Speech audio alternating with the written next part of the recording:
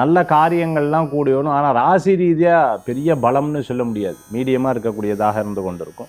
இன்றைக்கி எடுக்கக்கூடிய டிசிஷன் சரியா தவறா, ஓகேவா இல்லையா, இது சரியா இது இல்லையா, இந்த மாதிரி பலவிதமான யோசனை. ஒருத்தர் இன்டர்வியூ அட்டன் பண்ணிட்டார், வேலையே கிடைக்கலன்னு வருத்தப்பட்டு இப்போ 3 வேலை சரியாக வந்திருக்கும். இந்த வேலைக்கு போகலாமா, இதுக்கு போகலாமாங்கிற யோசனைகள் உண்டு. இந்த மாதிரி பலவிதமான யோசனைகள் மனசில் இருக்குது. முடிவெடுக்கிறதுக்கு லேட் ஆச்சுன்னா அது வந்து நவுத்து போயிடும்னு சொல்லுவாள். அதனால் டக்குன்னு முடிவெடுக்கிறது ரொம்ப நல்ல பலன்களை கொடுக்கக்கூடியதாக இருக்கும்.